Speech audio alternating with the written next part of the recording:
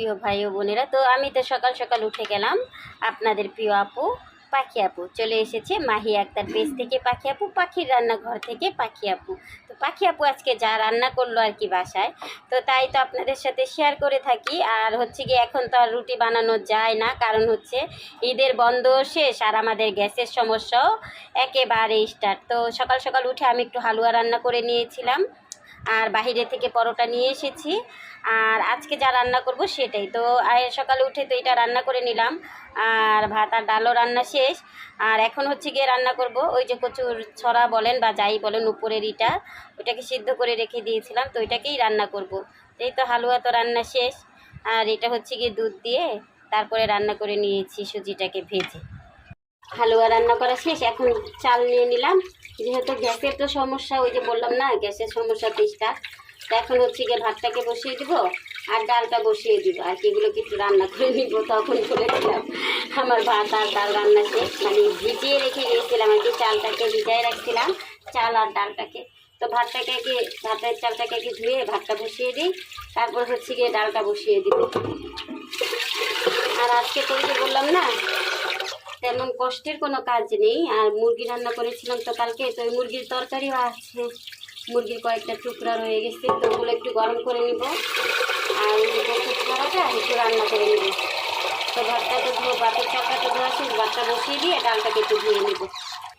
তো এই যে ডালটা, ওই যে বললাম না মুগ ডাল দিলেই না কেমন যেন হলুদ হলুদ পানি, মনে হয় কি হলুদ দিয়ে ভিজায় রাখছি, কিন্তু না মুগ ডালটা ওই যে কি যেন এখন মুগ ডালের থেকে কেন এরকম হলুদ হলুদ, মনে হয় হলুদ মাইখা রাখছে, না হলে হলুদ কালারটা মাইখা রাইখা দিছে ডালটায়, মনে হইতেছে পুরা হলুদ পানি।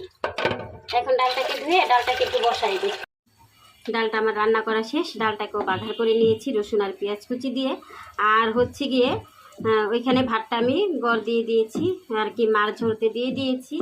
আর এখানে এই তো চিংড়ি মাছ নিয়ে নিলাম অল্প কিছু। আসলে এই চিংড়ি মাছ, এই ছোট ছোট চিংড়ি মাছই নাকি 750 টাকা কেজি। এই তো এই ছোটো চিংড়ি মাছ নিয়ে এসেছিলো, তো এইগুলো দিয়েই আমি একটু কচুর লতি রান্না করি বা কচু টচু রান্না করলে আর কি এই গুঁড়া চিংড়িটাই নিই। আসলে কি গুঁড়া আর বড় বুঝি না, এখন বাজারে গেলে এত কিছু এত দাম, মানে বলার আর কিছুই নাই আর কি। দাম হোক বা না হোক খেতে তো হবেই, তো তার জন্যই নিয়ে আসা আর কি। তো এই তো চিংড়ি মাছগুলো একটু বেছে নিলাম, এখন একটু ধুয়ে নিব। আর এখানে হচ্ছে কি আমি পেঁয়াজ আর রসুন কুচি একসাথে দিয়ে কড়াইতে ভাজা হতে দিয়ে দিলাম। আর এখানে হচ্ছে কি এখন আমি সব মশলাটা দিয়ে দিব। আর কচুটা তো আমার আগে থেকে সিদ্ধ করা, ওইটার ঝামেলা শেষ, কারণ ওইটাকে আমি সিদ্ধ করে তারপরে হচ্ছে গিয়ে ফ্রিজে রেখে দিয়েছিলাম। তো ফ্রিজ থেকে কচুটাকে বের করে নিয়েছি। আর এখানে হচ্ছে গিয়ে আমি সব মশলাটা এখন দিয়ে দিব। তো এখানে দিয়ে দিয়েছি আদা রসুন বাটা আর সামান্য পানি। তো এখন একে একে আমি সব মশলাটা দিয়ে দিব। এই তো দিয়ে দিলাম মরিচের গুঁড়া, আর এখন দিয়ে দিব হলুদের গুঁড়া,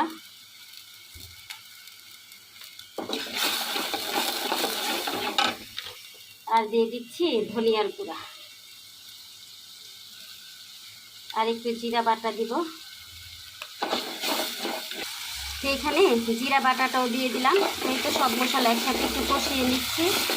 আর হচ্ছে কি এখন চিংড়ি মাছটা দিয়ে মশলার সাথে একটু কষিয়ে নিব। আর যেহেতু কচুটা ভাপানো, তো মশলাটাকে একটু ভালো করে কষাবো, কচুতে আর পানি টানি দিব না।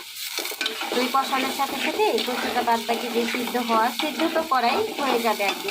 এর জন্য এইতে একটু পানি দিয়ে, মশলাতে একটু পানি দিয়ে একটু ভালো করে কষিয়ে, সেই তো দিয়ে দিলাম একটু পানি দিয়ে আর কি একটু ভালো করে কষিয়ে নিই।